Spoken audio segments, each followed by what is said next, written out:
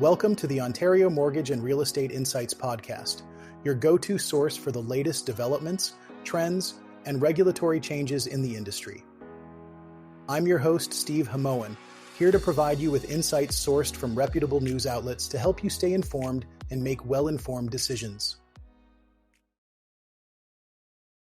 This podcast is brought to you by Real Approved Inc., a trusted mortgage brokerage dedicated to helping Canadians achieve their homeownership dreams.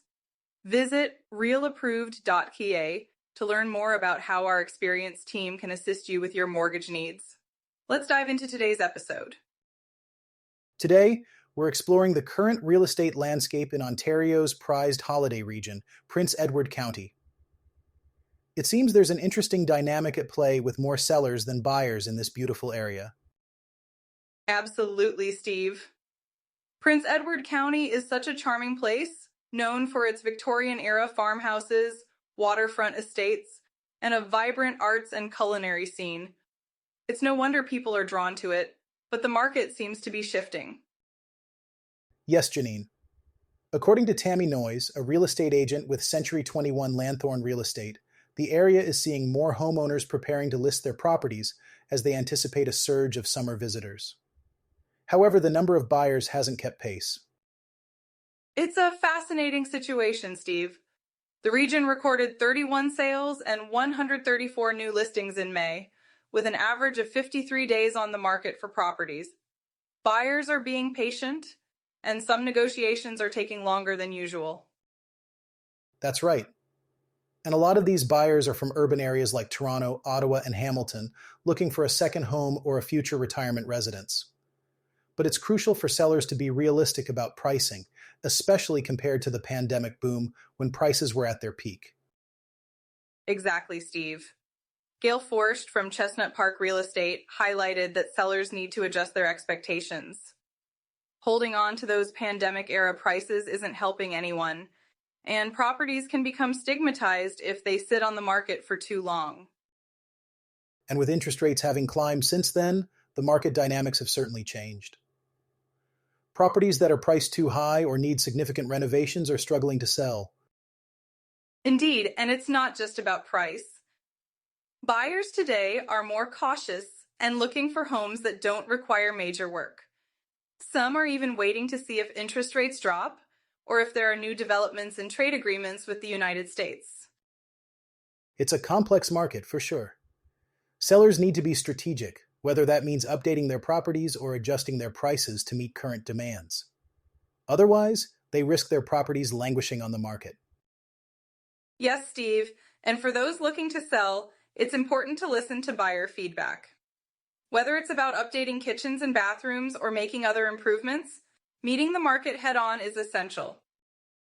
Steve, it seems like we're seeing a shift in the Toronto real estate market with these so-called escape clauses making a comeback. It's an interesting development, especially considering the competitive nature of the market not too long ago. Absolutely, Janine. An escape clause can be a strategic move for both buyers and sellers. It essentially allows a buyer to back out of a deal if they can't sell their current property within a certain time frame, often around 60 days.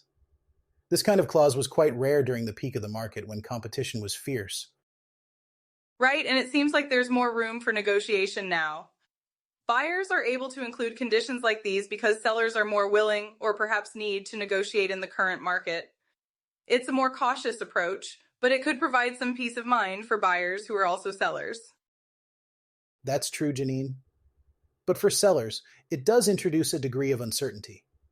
If a buyer backs out because they couldn't sell their home, the seller is left waiting and may need to find another buyer. It's a balancing act, really, between flexibility and security. And it seems like this trend is more prevalent in certain areas, like Durham region, where Robert Marsilio from Valerie Real Estate Inc. notes a higher percentage of these escape clauses. It suggests that sellers might be more open to negotiation there. Yes, exactly.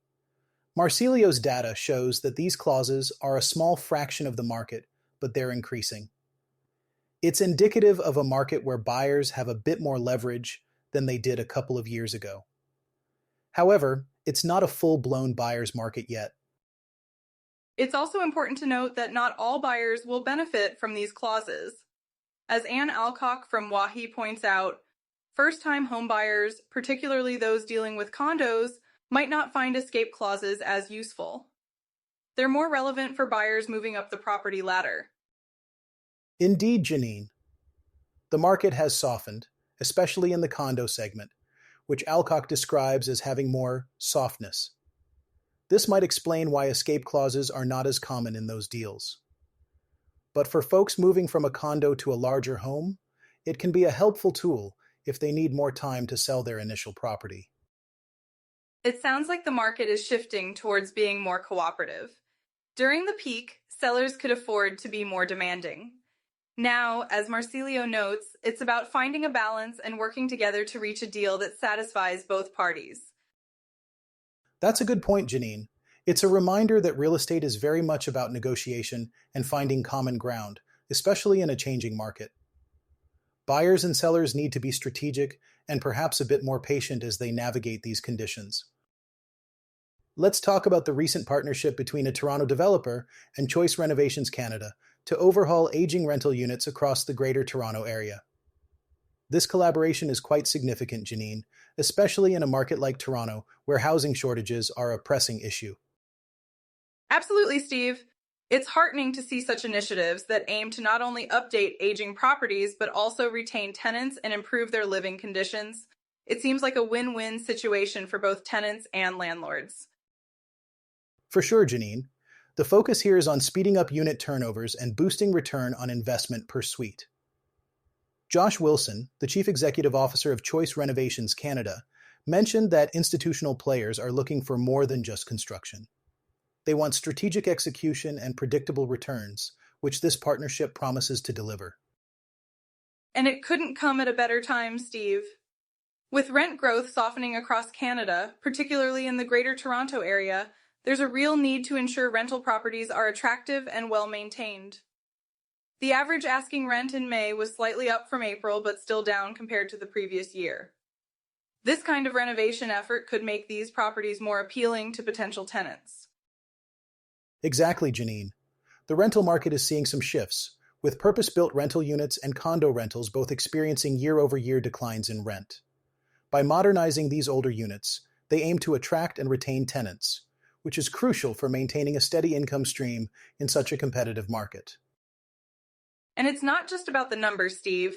Improving tenant experiences and ensuring they have quality living spaces can foster a sense of community and satisfaction among residents. That, in turn, could lead to higher tenant retention rates, which benefits landlords in the long run. Right, Janine. It's a strategic move that aligns with the current market needs. As the housing market continues to evolve, partnerships like these are essential in addressing the challenges of housing shortages and affordability pressures. It'll be interesting to see how this partnership unfolds and impacts the rental market in Toronto. Now let's turn our attention to our House of the Week, a family home with a basement apartment located in the charming community of Shelburne, Ontario. This property is listed at $1,200,000 and offers a lot of potential for families or investors alike. That's right, Steve.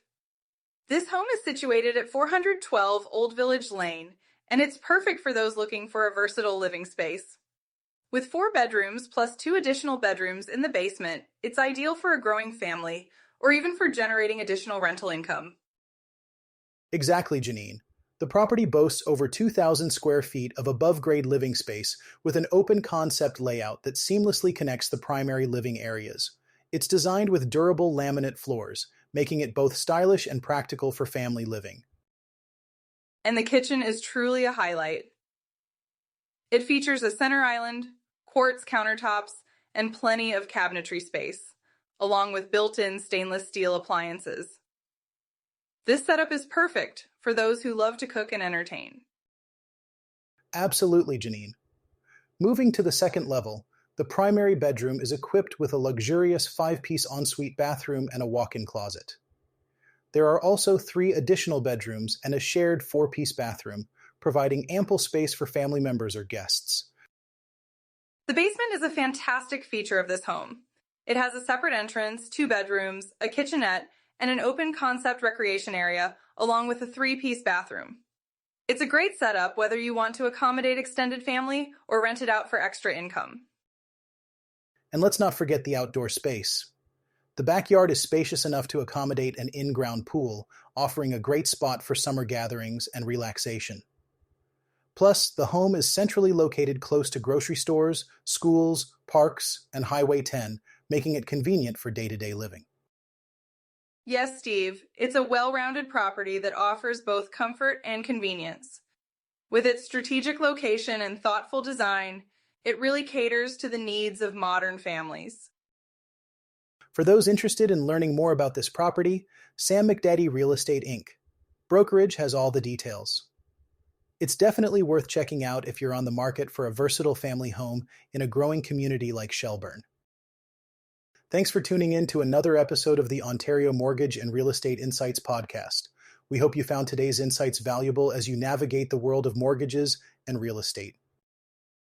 Before you go, a quick reminder, Real Approved is here to make your mortgage journey smoother. Whether you're buying your first home or refinancing, their experienced team is ready to guide you with personalized support every step of the way. Visit realapproved.ca to get started and take the next step toward achieving your home ownership goals. Catch you next time and stay informed with the latest industry insights.